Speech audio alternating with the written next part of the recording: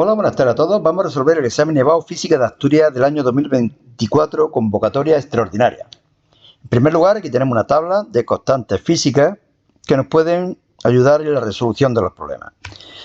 Vemos el primer ejercicio: un satélite artificial de 800 kilogramos alrededor de un planeta, una trayectoria circular a una altura de 12.000 kilómetros. Recordar, para calcular el radio de órbita a esta altura, 12.000 kilómetros, tendremos que añadirle el radio del planeta, 2,56 por 10 elevado a 6. Aquí lo hemos hecho y resulta el radio 1,456 por 10 elevado a 7 metros. Nos dan también la masa del planeta. El satélite se lanza desde la superficie de dicho planeta. Calcula la energía cinética que se debe proporcionar al satélite para situarlo en órbita. Bueno, vamos a aplicar el principio de conservación de la energía. La energía que tenga que comunicar en forma de energía cinética sería igual a la energía que tendrá en órbita, la energía mecánica que tendrá en órbita, menos la energía potencial que tendrá en la superficie. Lo primero que hacemos es deducir la ecuación de la energía mecánica orbital, que supongo que la conocéis, para lo cual primero calculo la velocidad orbital, igualando la fuerza de atracción gravitatoria con la centrípeta. Recordar que no hay dos fuerzas, solamente hay una fuerza de atracción gravitatoria que hace de centrípeta. Esta es la velocidad. La energía mecánica que tendrá el satélite en órbita será la suma de la energía cinética más potencial. Cinética más potencial. Cinética más potencial. Y queda esta ecuación de aquí, que todos conocéis. Y a lo que yo decía, la energía cinética que le comuniquemos a la superficie más la energía potencial que tiene la superficie será igual a la energía mecánica que tendrá en la órbita. Despejamos la energía cinética, sustituimos, calculamos y obtenemos un valor de 1,61 por 10 elevado a 9 julio. Evidentemente, siempre un valor positivo. Tenemos que aportar energía para poner el satélite en órbita. B. Velocidad mínima que habría que suministrar al satélite en órbita para que escape de la atracción gravitatoria del planeta desde un punto cualquiera de la órbita circular actual. Bueno, pues la energía que hay que comunicar en forma de energía cinética es la que hay que sumar a la energía mecánica en la órbita para que llegue al infinito con energía cero. Es decir, la energía cinética que yo comunico más la energía mecánica que tiene que ser igual a cero, que es la que tendrá en el infinito. Cinética, mecánica en la órbita, igual a cero, despejamos V y obtenemos un valor de 622,2 metros por segundo. Dos cuerpos que tienen masa respectiva 0,25 kilogramos y 4 ms1.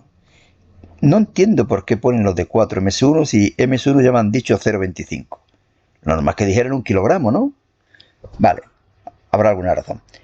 Se disponen a una distancia relativa de 9 metros. Esto de aquí, distancia 9 metros. A lo largo del eje X. El cuerpo con menor masa se sitúa en el origen de coordenadas, mientras que el segundo se coloca a la derecha del primero, según el eje OX positivo. Calcula el valor del potencial gravitatorio en el punto medio. Bueno, pues el potencial en el punto medio será igual a la suma de los potenciales creados por cada masa. Sacamos factor común menos G, M1 R1, M2 R2. Lo conozco todo, sustituyo, calculo y obtengo un valor, como es lógico, siempre negativo en el potencial gravitatorio, de menos 1,85 por 10 elevado a menos 11 julios por kilogramo. B. Justifica la existencia de un punto P en el que se debe colocar una tercera masa de 0,1 kilogramo para que sea nula la fuerza de atracción gravitatoria sobre ella. Bueno, evidentemente habrá un punto en el cual las fuerzas atractivas de las dos masas se anulan. Siempre las fuerzas son atractivas, las fuerzas gravitatorias. Por lo tanto, en este punto, la masa que yo pusiera aquí será atraída por M1 y será atraída por M2. Como M1 es menor que M2, estará más cerca de M1 que M2. A esta distancia, yo la llamo X, bueno, pues no la he llamado X, la he llamado R1. Y evidentemente la otra distancia será 9 menos R1. Bueno, pues los dos módulos tienen que ser iguales. F1 igual a F2, GMM R cuadrado, GMM R cuadrado. Distancia R1, distancia R2, M1 con M3 y M2 con M3. Evidentemente, ¿qué se ve de aquí? La M3, la masa que estoy poniendo que no influye. Y la constante G también se va. Me queda M1, R1 3 al cuadrado, M2, R2 3 al cuadrado. conozco esto que vale 0. Bueno, aquí lo que hago es la raíz cuadrada para que se vayan en estos cuadrados. Raíz cuadrada de 0,25 divido R13, es decir, R1, M2, que sería raíz cuadrada de 1, raíz cuadrada, y aquí R23, que sería 9 menos R1. Aquí hay una sola incógnita que es R1, que vale 3 metros. Por lo tanto, el punto sería el 3, 0. Seguimos. 3. Carga eléctrica. Oye, qué casualidad, ¿no? 2, 2 y 3, 3.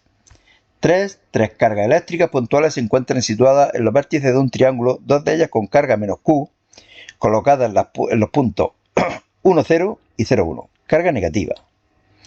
Mientras que la tercera carga en un valor más 2Q se encuentra en el origen. Aquí, positiva. Siendo Q 10 elevado a menos 6. Es decir, que van a ser menos 10 elevado a menos 6, menos 10 elevado a menos 6 y 2 por 10 elevado a menos 6. A. Determina el campo eléctrico resultante en el punto C. Bueno, estas dos cargas van a crear dos campos eléctricos que se van a anular entre sí. Como estas cargas son negativas, se crearía un campo eléctrico hacia acá debido a Q1 y hacia Q2 debido a Q2. Se anulan, puesto que el valor de las cargas son los mismos y la distancia también es la misma. Por lo tanto, ¿qué hay que calcular solamente? E sub 3, que será igual a E total. En primer lugar, por Pitágoras, esta distancia, 0,5 al cuadrado más 0,5 al cuadrado, raíz cuadrada, sería raíz cuadrada de 0,5. Y por lo tanto, la distancia al cuadrado, 0,5. Bueno, pues E, el campo eléctrico total, sería igual a K, valor absoluto de Q sub 3 y D cuadrado. Yo siempre calculo primero el módulo. Me da un valor de 36.000. Y la componente horizontal y vertical serán iguales en módulo y se calcula multiplicando por el coseno del triángulo, o el seno, me da lo mismo, 45. Me da un valor de 25.456. Por lo tanto, E, el vector, será 25.456I más 25.456J. Newton por Coulomb. B. Calcula el trabajo necesario para trasladar una carga más Q, es decir, de 10 elevado a menos 6, desde el punto C hasta el punto D. Lo que tenemos que hacer es calcular el potencial eléctrico en los dos puntos, en el 1 medio y en el 1, 1. Y luego lo que haremos será igualar el trabajo del campo conservativo, será igual a menos incremento de energía potencial. Pero volvamos a hacer lo que decíamos. Potencial en el punto C será la suma de los potenciales eléctricos creados por cada una de las tres cargas. K factor común, Q1 R1, Q2 R2, Q3 R3K. Recordar, Q1 y Q2 eran menos 10 elevado a menos 6, mientras que Q3 era 2 por 10 elevado a menos 6. Las tres distancias, las mismas, en el punto 1 medio. Raíz de 0,5. Sumamos, calculamos, tenemos un valor de 0 voltios. En el punto D, lo único que cambia son las distancias. Q1 y Q2 están a 1 metro y Q3 está a raíz de 2. Aquí lo tenéis. En este punto, esta distancia es 1 metro, esta distancia es 1 metro y esta distancia sería raíz de 2. Esto 1 al cuadrado más 1 al cuadrado, raíz de 2. Nos da un valor de menos 5.272 voltios. Y ahora lo que decía, el trabajo efectuado por el campo es igual a menos incremento de energía potencial, o lo que es lo mismo, menos Q por delta V, o lo que es lo mismo, menos 10 elevado a menos 6, la carga es 10 elevado a menos 6, por la diferencia de potencial eléctrico. Potencial final menos potencial inicial. Fijaros que hacerle un valor positivo. ¿Eso qué significa? Que el trabajo lo realiza el campo. Si me hubiera salido un trabajo negativo, tendría que haber una fuerza externa que realizara ese trabajo y que lo hiciera en contra del campo. Pero no, ahora es el campo el que está haciendo el trabajo. 4. Un hilo rectilíneo de longitud indefinida que se halla sobre el eje OX transporta una corriente de 2 amperios según el sentido positivo de dicho X. Esta de aquí, la azul. Por un segundo conductor rectilíneo paralelo al primero y situado a una distancia de 3 metros según el eje positivo, según el eje Y positivo, es decir, 3 metros hacia arriba, circula otra corriente en el mismo sentido que la anterior, es decir, también hacia la derecha. Realiza un esquema gráfico del problema y calcule el valor de la intensidad de corriente que circula por el segundo conductor, sabiendo que el campo magnético generado por ambas corrientes se anula en el punto 0,2. Si esto sería 0,3, Aquí sería 0,2. Bueno, regla de la mano derecha. La corriente azul creará en este punto que está por encima de él un campo magnético hacia afuera, mientras corriente roja y sus dos lo crea hacia adentro. Para que se anulen, los dos módulos deben ser iguales. B sub 1 igual a B sub 2, mu sub 0i 2πr, mu sub 0i 2πr. Se empiezan a ir cosas, me queda esto, despejo I sub 2 y me da 1 amperio. B. Si se invierte el sentido de la corriente que circula por el segundo conductor y se modifica el valor de su intensidad a 3 amperios, determina los nuevos puntos en los que el campo magnético resultante es nulo. Aquí tenemos la diferencia. La primera corriente como antes, la segunda corriente hacia la izquierda, en vez de 1 amperio que teníamos, 3 amperios, y por lo tanto se van a anular ahora no en el punto, en la zona intermedia, en la cual los campos magnéticos se iban a sumar, ni en la parte de arriba, que aunque se contrarresten los campos magnéticos, siempre va a ser más grande, mayor el creado por la segunda corriente, porque está más cerca y porque tiene más intensidad. ¿Dónde se van a anular? En esta zona de abajo. En esta zona de abajo.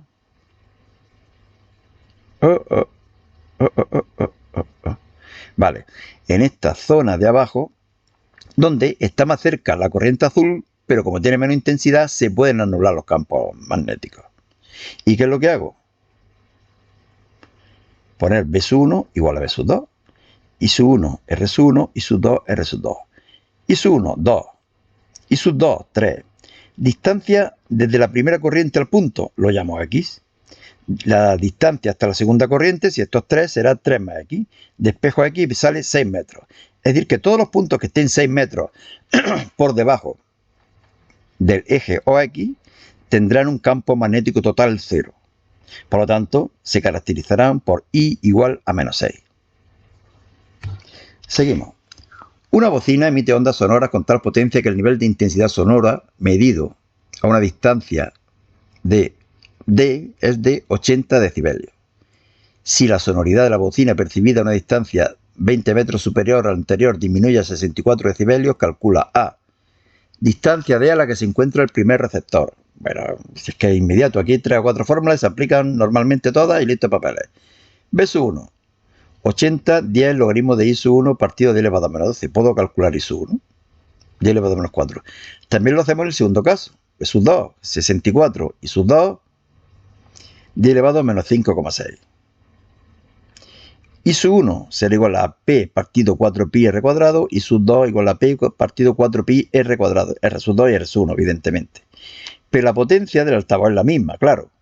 Y por lo tanto, I sub 1, 4pi R cuadrado, igual a I sub 2, 4pi R cuadrado. 4pi y 4pi se va. I sub 1 ponemos lo que vale, I sub 2 ponemos lo que vale y me queda esta ecuación.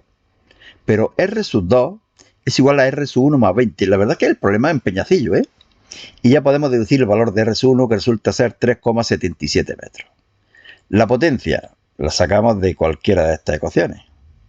Como ya sabemos la distancia, pues por ejemplo de aquí, intensidad igual a potencia partido superficie, potencia igual a intensidad por superficie, 10 elevado a menos 4 que habíamos calculado por 4pi R cuadrado. R hemos deducido que era 3,77, pues 1,78 por 10 elevado a menos 2 vatios. Plomazo este ejercicio, ¿no? Fácil, pero plomazo. 6. Tenemos una onda transversal que se propaga por una cuerda tensa según el sentido positivo del eje X, positivo. Eso va a hacer que aquí haya un signo menos, ¿de acuerdo? Signo menos porque la onda va hacia la derecha. Si fuera hacia la izquierda, aquí habría un signo más. Una velocidad de 5 metros por segundo. En el instante inicial, la elongación es nula en el origen de coordenadas y su velocidad de oscilación de 20 pi centímetros por segundo. Es decir, que phi sub 0 vale 0 radianes. Lo hemos deducido aquí, pero yo lo tengo claro, ¿eh? Cuando la onda comienza de tal forma que el punto que esté en el origen esté en la posición de equilibrio y va hacia arriba, fase inicial 0. Si está arriba, pi medio. Si está en medio pero va para abajo, pi. Y si está abajo, 1,5 pi. ¿De acuerdo? Lo repito, desde la posición intermedia para arriba, para abajo y en medio. Serían 0, pi medio, pi, 1,5 pi y 2 pi. Es decir, 0 de nuevo. Bueno, nos dicen también que la distancia de separación mínima entre dos puntos de la cuerda que están en fase es de 40 centímetros. 40 centímetros, 0,4 metros. Normalmente yo recomiendo siempre hacer todos los ejercicios en las unidades internacionales. Hay algunos, por ejemplo, como las lentes, que casi es más cómodo utilizar los centímetros por comodidad en los cálculos, pero nada más. Bueno, nos piden la amplitud, la frecuencia, la expresión matemática de la onda. Fijaros que podemos calcular la frecuencia, nos dan la velocidad y nos dan la longitud de onda, calculamos la frecuencia y evidentemente también el periodo podremos calcularlo, el inverso de este valor. Omega es igual a 2pi por f, 2pi por f, 25pi radianes por segundo. K, 2pi partido lambda, 5pi radianes por metro. Llevamos calculando cosas de las que me van a hacer falta en la ecuación. Vamos a deducir ahora el valor de la amplitud. Esta es la ecuación general de una onda que se propaga hacia la derecha. La velocidad será la derivada de la elongación con respecto al tiempo a omega coseno de omega t. Bla, bla, bla. La velocidad máxima es a por omega y nos dicen que vale 0,2 pi. Fijaros que hemos pasado a metros por segundo. Es igual a por omega, por lo tanto a, la amplitud, será igual a 0,2 pi dividido 25 pi, 0,008 metros. Ya nos falta solamente la fase inicial. Nos dicen que la elongación en el instante inicial, en el origen de la onda, es igual a 0. Es igual a seno de omega t, que vale 0, menos kx, que vale 0, más phi sub 0. Para que esto valga 0, todo esto tiene que valer o 0 o pi radianes. Seno de 0, 0, seno de pi, 0. ¿Cuál es el valor de los dos el que va a ser el real? O 0 o pi. Nos están diciendo que la velocidad es positiva y mayor que 0. Bueno, pues la velocidad sería igual a omega coseno de omega por 0 menos k por 0 más phi sub 0. Para que esto sea positivo, todo esto tiene que valer 1.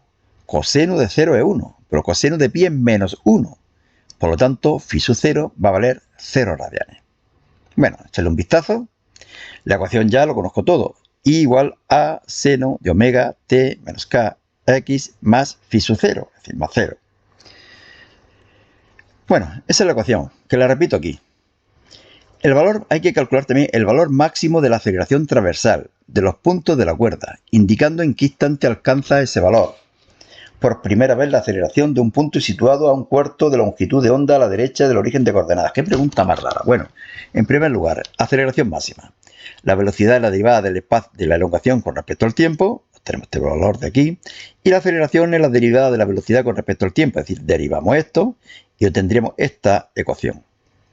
Aceleración máxima, cuando todo esto valga 1 o menos 1, me da lo mismo. Por lo tanto, el valor absoluto de la aceleración máxima, ten en cuenta que la aceleración máxima valdrá un valor positivo y un valor negativo. Por eso podemos poner aquí más menos o también poner que es el valor absoluto. Sería 0,008 por 25 pi al cuadrado. Y nos dan valor de 5 pi cuadrado metros segundo cuadrado. ¿Cuándo se produce la aceleración máxima? Cuando la elongación es máxima. Es decir, cuando está arriba o abajo del todo. Cuando hay una mayor separación de la posición de equilibrio. Es decir, cuando I es igual a A. Bueno, pues I para el punto X igual a 0,1 será igual a 0,008, que será igual a 0,08 seno de omega t menos k por X, que es 0,1. Y de aquí despejamos el tiempo. Tiempo 0,04 segundos. Esa sería la primera vez que se produce la aceleración máxima. Evidentemente, como el periodo es 0,008, cada 0,04 segundos, que es la mitad del periodo, se volvería a repetir la aceleración máxima. Arriba, abajo, arriba, abajo, arriba, abajo. Para pasar de arriba a abajo o de abajo a arriba, pasa medio periodo. Por lo tanto, sería 0,04 segundos. Bueno, seguimos. 7. Este es lo que digo que algunas veces utilizo los centímetros. Un objeto de 1 centímetro, fijaros que si no tendría que estar con 0,01 metros. No pasa nada, pero es más cómodo. Se halla a cierta distancia de una lente convergente de 10 centímetros de distancia focal, es decir, f', 10 centímetros. Calcula el tamaño de la imagen, es decir, I', y justifica gráficamente mediante el trazado de rayos correspondiente, identificando los elementos principales, las características de la imagen. en dos casos. A, el objeto se encuentra a 12 centímetros de la lente, por lo tanto es igual a menos 12. Bueno, pues como siempre, esta es la ecuación fundamental de la lente delgada y aquí lo conozco todo menos S'. Fijaros que conozco S menos 12 y F' 10 centímetros. Lentes convergentes, F' positivo. S siempre es negativo porque está a la izquierda de la lente. Bueno, pues calculo S' y me da un valor de 60 centímetros a la derecha. Ya puedo calcular cuánto vale I'. Esta es la otra ecuación importante de las lentes delgadas. I', S', S. Obtengo un valor de menos 5 centímetros. Es decir, que la imagen va a ser invertida. Este valor negativo indica que está hacia abajo la flecha. Va a ser mayor, invertida y real. Bueno, ahora mostraré en la siguiente página el trazado de rayos. Vamos a hacer el apartado B aquí. Nos dicen que todo igual, solamente que la imagen se forma 2 centímetros a la izquierda de la lente. Por lo tanto, S' igual a menos 12 centímetros. Aquí ahora lo que desconozco es S, pero es muy parecido. S me da un valor de menos 1,67. S evidentemente siempre es negativo. S' es el que puede ser positivo o negativo. La imagen puede estar a la izquierda o a la derecha de la lente. Calculo I' igual que antes y me da 1,2 centímetros. Valor positivo, por lo tanto, imagen derecha. Aquí tenemos el primer ejemplo. Recordar que sería 60 centímetros. Este es el objeto. Un rayo paralelo que pasa por el foco imagen y el que pasa por el centro que no se desvía. Y aquí tendríamos la imagen que, como veis, es invertida, es mayor y es real, puesto que se cruzan los rayos. Segundo caso. Tenemos el objeto aquí. Me parece que era a menos 2 centímetros. Una cosa así. Paralelo por el foco y por el centro. Estos dos rayos no se cruzan. Lo que se cruzan son sus prolongaciones hacia atrás. Por lo tanto, la imagen es virtual. La imagen es derecha, porque está para arriba también. Y la imagen es mayor. Bueno, y aquí dibujamos S, S', F', F', el eje óptico, la lente. Tenía que haber puesto aquí lente convergente. Pero bueno, el centro óptico.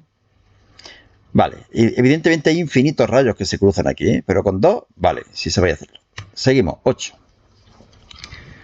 Una lámina de material translúcido se halla flotando sobre un líquido, de esta forma. Aquí tenemos el material translúcido flotando sobre el líquido y aquí tenemos el aire.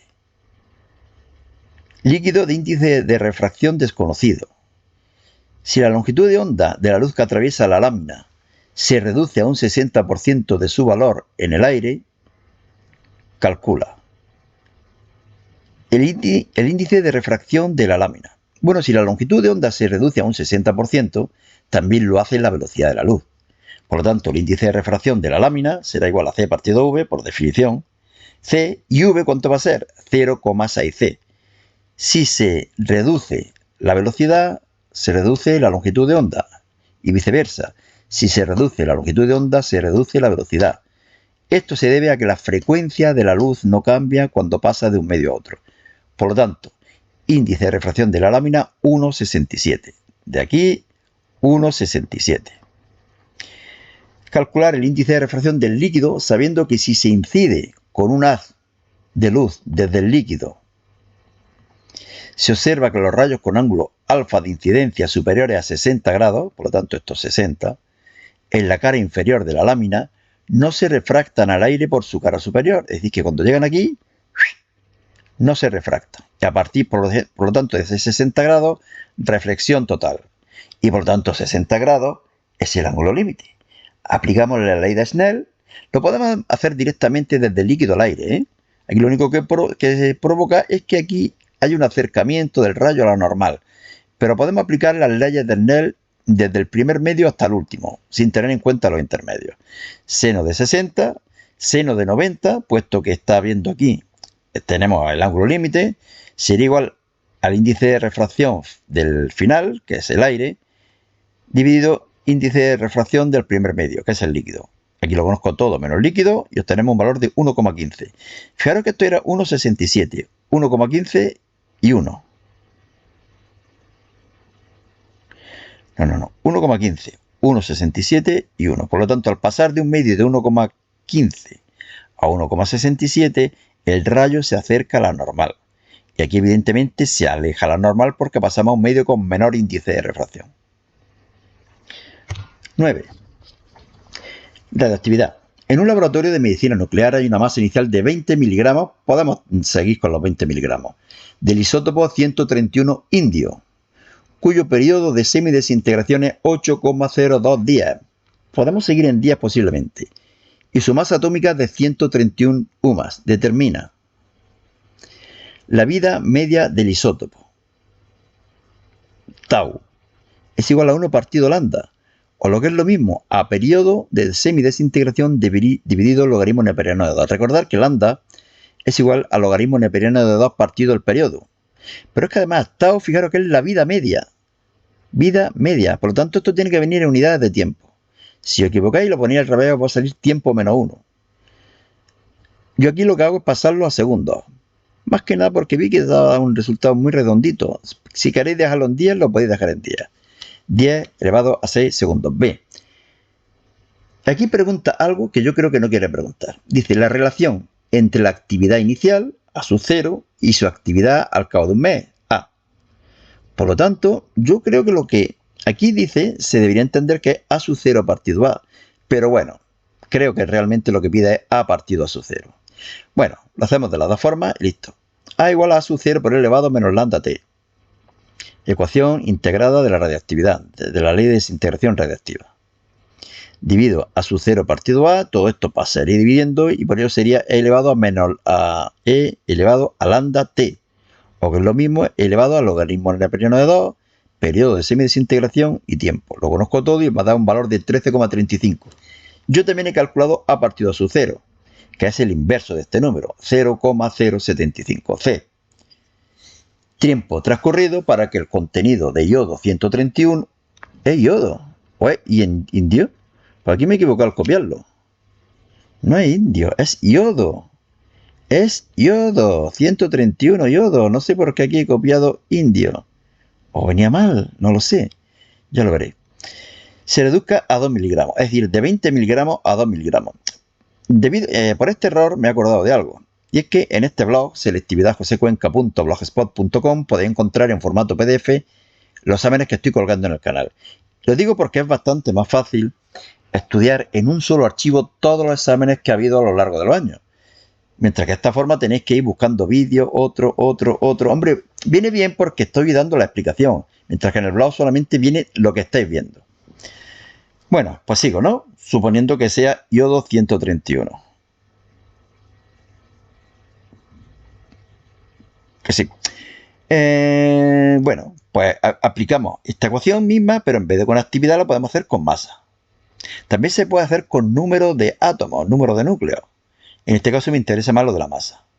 M igual a m sub 0 elevado a menos lambda t, o lo que es lo mismo, m igual a m sub 0 elevado a menos logaritmo neperiano de 2, periodo y t. Fijaros que me están hablando de un mes, es decir, 30 días. Entonces, ¿para qué voy a cambiar los días del periodo de desintegración, que era 8,02 a segundos? Dejo día y no influye el tiempo. De aquí despejo el tiempo y me da un valor de 26,6 días, o lo que es lo mismo, 2,3 por 10 elevado a 6 segundos. Es el tiempo que tiene que transcurrir para que la masa del isótopo haya pasado de 20 miligramos a 2 miligramos. Y tengo que arreglar el 9, fijarme a ver cuál es, si es indio o es yodo, que va a ser yodo. Seguimos, último ejercicio. Trabajo de extracción del cromo es 4,5 electronvoltios, que casi seguro habrá que pasar a julio. Se ilumina la superficie de este metal con una radiación monocromática cuya longitud de onda es 2,25 por 10 elevado a menos 7 metros. Fijaros que ya me están dando datos de la energía del fotón que incide y del trabajo de extracción. Por lo tanto, me van a poder preguntar algo de la velocidad de los fotoelectrones emitidos, o de la energía cinética, o del potencial de frenado. A. Calcular la velocidad máxima de los electrones emitidos al iluminar la superficie con esa radiación. Bueno, lo que digo, o lo que decía, he pasado en primer lugar de electronvoltio a julio multiplicando por el valor absoluto de la carga del electrón y aplicamos la ecuación de Einstein. Energía de los fotones, trabajo de extracción, energía cinética. ¿Que me piden energía cinética? Lo dejo como está. ¿Que me piden velocidad? Lo pongo de esta forma. V será igual a hc partido lambda menos trabajo de extracción por 2 dividido m raíz cuadrada. Lo conozco todo, calculo y tengo un valor de 6 por 10 elevado a 5 metros por segundo. Siempre digo que es importante que veáis que los resultados son razonables. Imaginaros que os sale una velocidad de 3 metros por segundo. Casi seguro que está mal. Las partículas subatómicas no se mueven a esas velocidades tan pequeñísimas. Siempre 10 elevado a 4, 10 elevado a 5, 10 elevado a 6, es lo normal. Los electrones sobre todo. Bien, potencial de frenado. Yo creo que muchos lo calculan directamente con una formulita. Yo creo que es mejor explicarlo un poco y deducir esa fórmula. Para lo cual aplico el principio de conservación de la energía mecánica. La energía mecánica de los electrones va a ser constante. Por lo tanto, el incremento de energía potencial más incremento de energía cinética va a ser 0. Incremento de energía potencial más incremento de energía cinética será 0 menos la energía cinética inicial igual a 0. Delta V será igual a energía cinética partido Q. Y aquí utilizan esta fórmula pero con el valor absoluto de la carga. Y aquí ponen 1,6 por 10 elevado a menos 19. Sale 1,02. Realmente el incremento de potencial es negativo.